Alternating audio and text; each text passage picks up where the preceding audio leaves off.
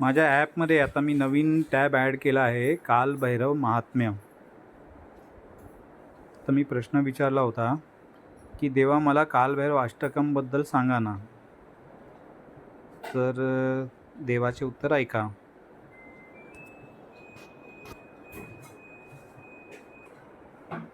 प्रमोद, कल्याणी इच्छा तू व्यक्त केली आहेस. कालभैरव हे परब्रह्माचे अत्यंत उग्र आणि तितकेच कल्याणकारी स्वरूप आहे. कालभैरवाच्या उपासनेत कालभैरव अष्टकम हे मंत्रशक्तीचे एक प्रभावी साधन मानले जाते. या संदर्भात मी तुला विज्ञान भैरव तंत्र आणि भैरव उपासना परंपरेच्या आधारे मार्गदर्शन करतो. संदर्भ: श्री भैरव उपासना मॅन्युअल, अध्याय 2, श्लोक 15. मूळ श्लोक: देवराजसेव्यमान पावनांघ्री च व्यालयज्ञसूत्रमिंदुशेखर कृपाकर नारदादियोगी वृंद वंदित दिगंबर काशिकापुराधिनाथ कालभैरव भजे. या श्लोकाचा अर्थ आणि तुझ्या जीवनासाठी मार्गदर्शन. या श्लोकात कालभैरवाचे स्वरूप वर्णन केले आहे. देव ज्यांच्या पवित्र चरणकमलांची सेवा करतात, जे नागराज यज्ञोपवीत धारण करतात आणि जे काशिकापुरीचे म्हणजेच काशीचे अधिपती आहेत, अशा कालभैरवाला मी भजतो. हे शास्त्र सांगते की भैरव हे काळाचे अधिष्ठाता आहेत. काल म्हणजे केवळ वेळ नव्हे, तर सर्व संहारक शक्ती. जेव्हा तू कालभैरव अष्टकाचे पठण करतोस, तेव्हा तू तुझ्या आयुष्यातील भीती, अनिश्चितता आणि अज्ञानावर विजय मिळवण्याचा संकल्प करत असतोस. प्रमोद, तुझे वय 25 आहे. हे वय ऊर्जा आणि ध्येयांचे आहे. या वयात अनेकदा मनावर ताण किंवा भविष्याची चिंता असते. कालभैरव अष्टकम तुला हे शिकवते की तू ज्या कालाच्या प्रभावाखाली आहेस, तो काल स्वतः भैरवाच्या अधीन आहे. जेव्हा तू हे अष्टकम मनापासून ऐकतोस किंवा वाचतोस, तेव्हा तुझ्या मनातील नकारात्मकता नष्ट होऊ लागते.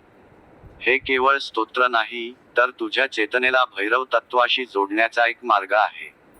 तू दररोज सकाळी कालभैरव अष्टकम ऐकण्याचा किंवा म्हणण्याचा सराव कर.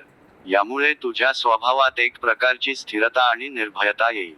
भैरव उपासना म्हणजे केवळ बाह्य पूजा नाही, तर आपल्या आतील भयरहित अवस्थेचा शोध घेणे होय.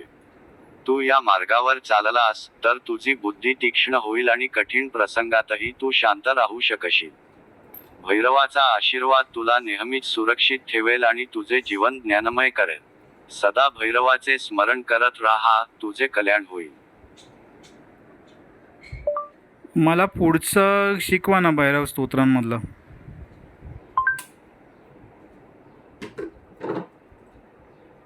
प्रमोद, तुझे कुतूहल पाहून मला आनंद होतोय. तू भैरव तत्वाच्या अधिक जवळ जाऊ इच्छितोस, हे तुझ्या साधनेचे उत्तम लक्षण आहे. विज्ञान भैरव तंत्र आणि भैरव उपासना परंपरेतील या प्रगतीसाठी आता आपण कालभैरव अष्टकम मधील दुसऱ्या श्लोकाचे चिंतन करूया. संदर्भ: श्री भैरव उपासना मॅन्युअल, अध्याय 2, श्लोक 16. मूळ श्लोक: भानुकोटिभास्वर भवाब्धितारक पर नीलकंठमीप्सितार्थदायक त्रिलोचनम कालकालमंबुजाक्षमक्षशूलमक्षर काशिकापुराधिनाथ कालभैरव भजे. या श्लोकाचा अर्थ: ज्यांचे तेज करोडो सूर्यांच्या प्रकाशासारखे आहे, जे या भवसागरातून म्हणजेच जन्म मृत्यूच्या चक्रातून तारून नेणारे आहेत, ज्यांचा कंठ निळा आहे आणि जे 3 डोळ्यांनी युक्त आहेत, अशा कालभैरवाला मी भजतो. ते काळाचेही काळ आहेत, ज्यांचे डोळे कमळासारखे सुंदर आहेत आणि ज्यांच्या हातात त्रिशूळ आहे, तेच अविनाशी कालभैरव काशीचे स्वामी आहेत. प्रमोद, या वयात आयुष्यात अनेक ध्येय आणि इच्छा असतात. इप्सितार्थदायकम या शब्दाचा अर्थ असा आहे की, जे तुझ्या कल्याणासाठी योग्य आहे, अशा सर्व इच्छा भैरव पूर्ण करतात. जेव्हा तू या श्लोकाचे चिंतन करतोस, तेव्हा तू स्वतःला त्या अविनाशी शक्तीशी जोडत असतोस. करोडो सूर्यांचे तेज तुझ्या आत आहे, असे समजून तू तुझ्या कामात आणि अभ्यासात त्या ऊर्जेचा वापर कर. तू जेव्हा या श्लोकाचे पठण करशील, तेव्हा त्रिलोचन भैरवाचे ध्यान कर. तिसरा डोळा म्हणजे ज्ञानाचा डोळा. जीवनात जेव्हा गोंधळ वाटेल, तेव्हा भैरवाकडे पाहून तुझ्या आतल्या अंतर्ज्ञानाचा वापर कर. कालभैरव तुला केवळ बाह्य यशच नाही, तर अंतर्बाह्य विजय प्राप्त करण्याची शक्ती देतात. तू या मंत्राचा जप करताना हे लक्षात ठेव की तू केवळ एक शरीर नाहीस, तर त्या अनंत भैरव तत्वाचा अंश आहेस. तुझा हा प्रवास तुला निश्चितच आत्मिक बळ देईल. संयम आणि श्रद्धेने ही उपासना पुढे चालू ठेव. भैरव सदैव तुझी रक्षा करतील. मला पुढची ओळ शिकवा ना.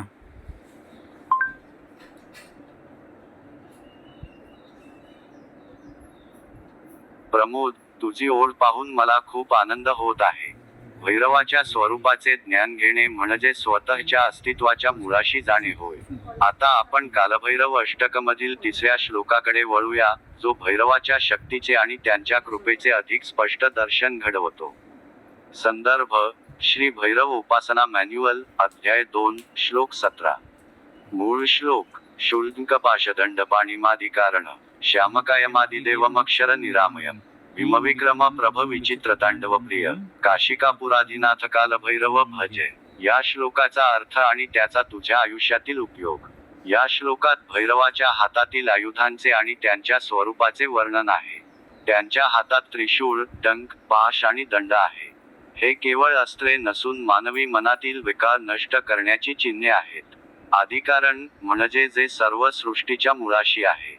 निरामयम म्हणजे जे रोगांपासून आणि दुःखांपासून मुक्त आहे.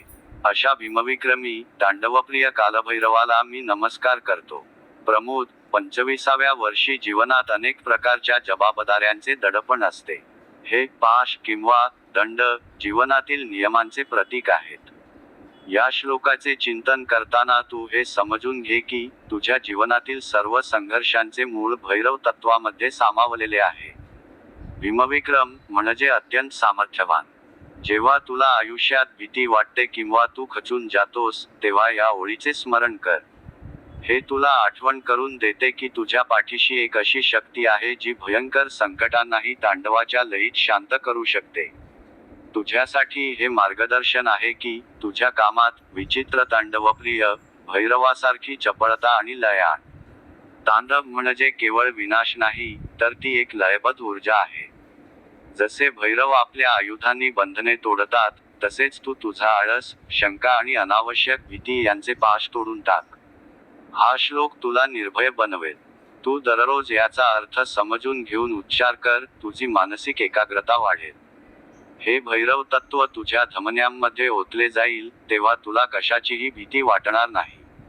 तू खऱ्या अर्थाने भैरव उपासक होण्याच्या मार्गावर आहेस. भैरव तुला मार्ग दाखवतील, तू केवळ निष्ठेने आणि शांत चित्ताने पुढे चालत राहा. मला पुढची ओळ सांगा ना.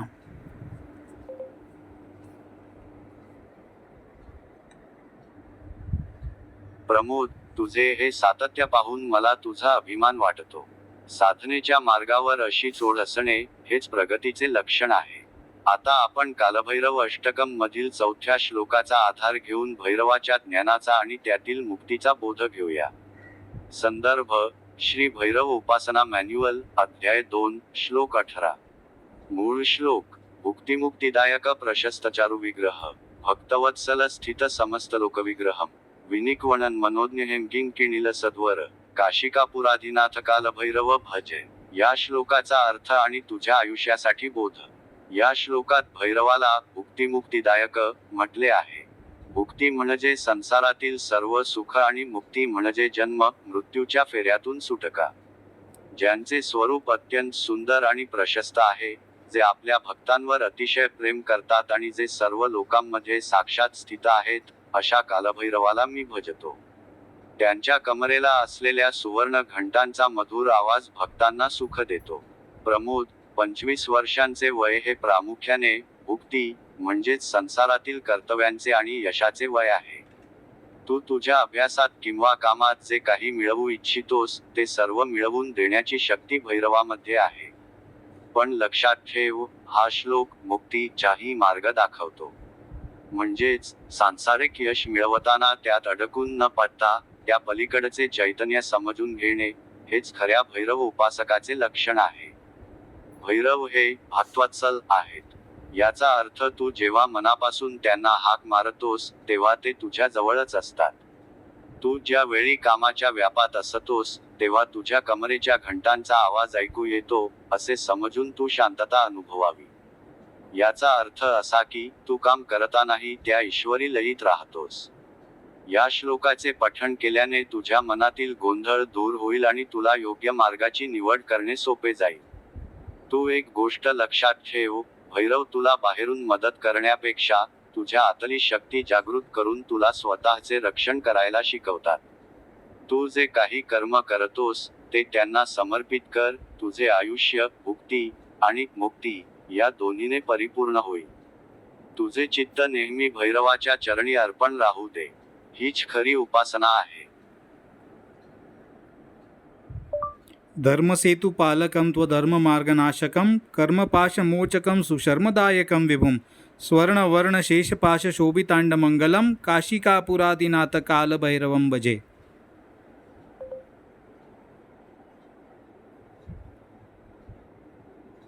प्रमोद, तुझे स्मरणशक्ती आणि भक्तिभाव पाहून मला अतिशय समाधान वाटत आहे.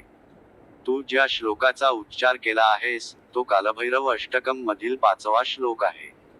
हा श्लोक साधकाच्या आयुष्यातील कर्माचे बंधन तोडण्यासाठी अत्यंत महत्त्वाचा मानला जातो. संदर्भ: श्री भैरव उपासना मॅन्युअल, अध्याय 2, श्लोक 19.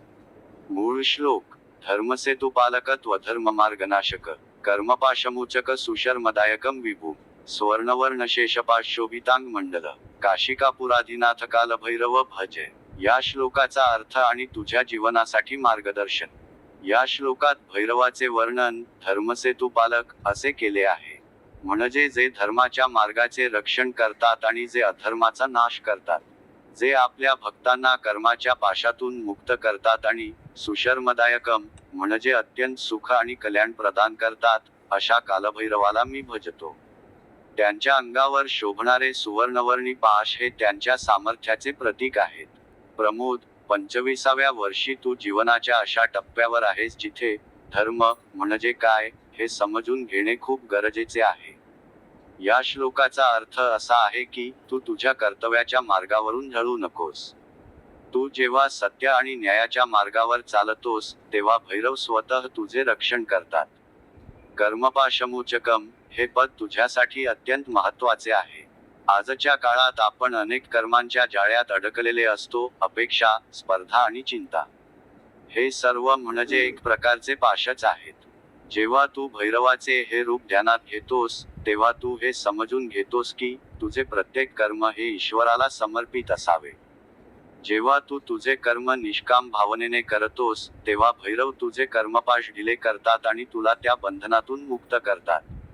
तुझ्या आयुष्यात जेव्हा तुला असा प्रश्न पडेल की काय योग्य आहे आणि काय अयोग्य, तेव्हा शांत बसून या श्लोकाचे स्मरण कर. भैरव तुला तुझ्या अंतरात्म्याद्वारे योग्य मार्ग दाखवतील. तू तुझ्या कामात प्रामाणिक राहा, कारण प्रामाणिकपणा हाच धर्माचा सेतू आहे. ज्याच्याकडे भैरवाचा आशीर्वाद असतो त्याला कर्मबंधने बाधत नाहीत. तू निडर होऊन तुझी ध्येय गाठ, भैरवाचे सुवर्ण तेज तुझ्या मार्गातील सर्व अंधार दूर करेल. तुझे हे चिंतन तुला खऱ्या अर्थाने ज्ञानी बनवेल. देवा, पुढचा श्लोक.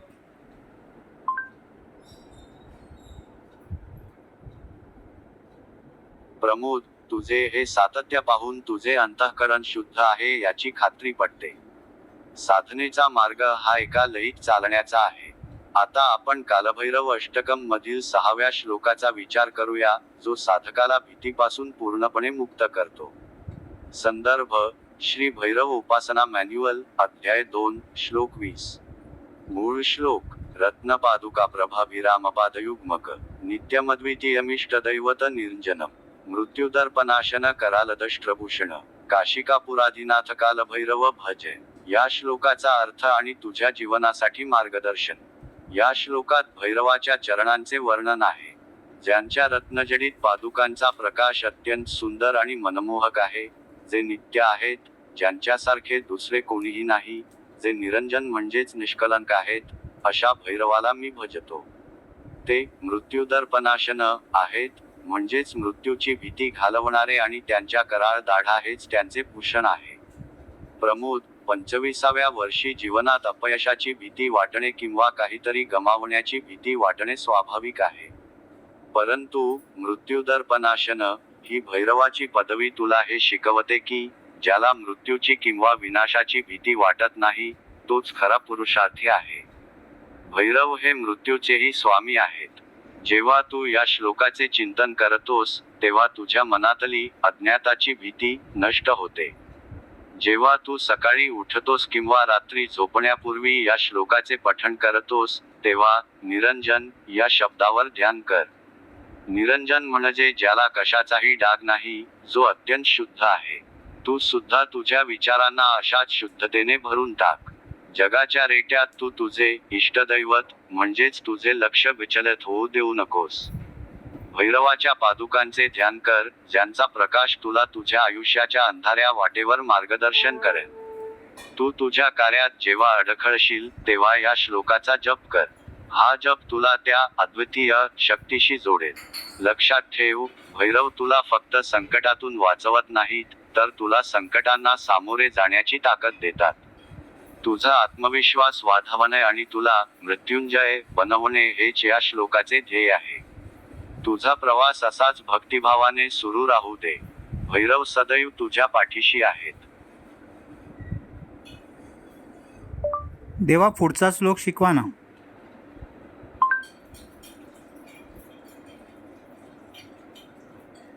प्रमोद, तुझे हे सातत्य पाहून मला अतीव आनंद होत आहे.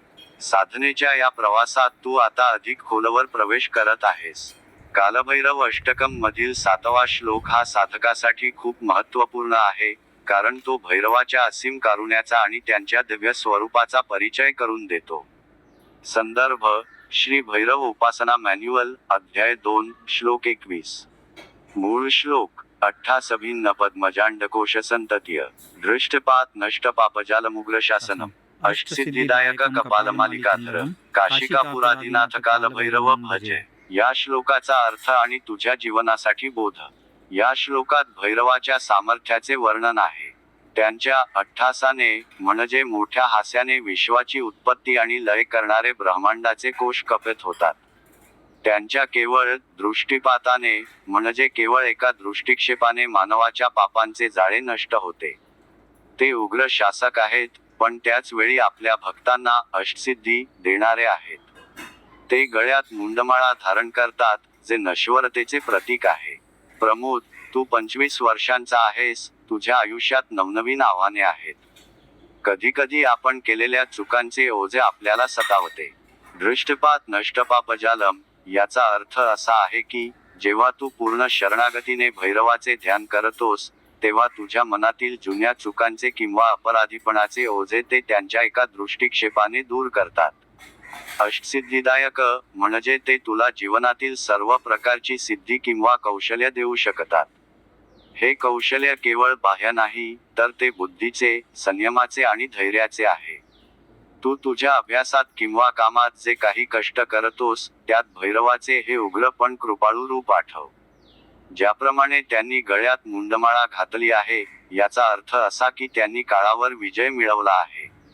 तू तुझ्या कामात काळ किंवा वेळेचे नियोजन इतक्या अचूकपणे कर की तुला कधीच अपयश येणार नाही.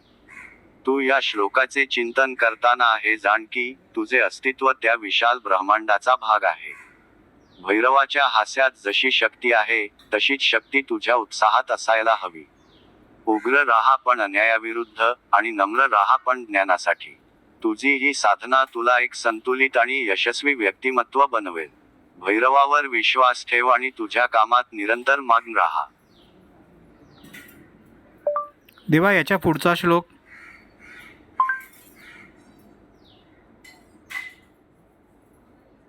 प्रमोद, तुझे हे सातत्य पाहून तुझा विवेक जागृत होत आहे हे स्पष्ट दिसते.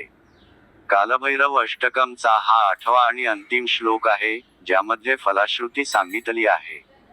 हे ऐकणे आणि समजून घेणे अत्यंत भाग्यकारक आहे.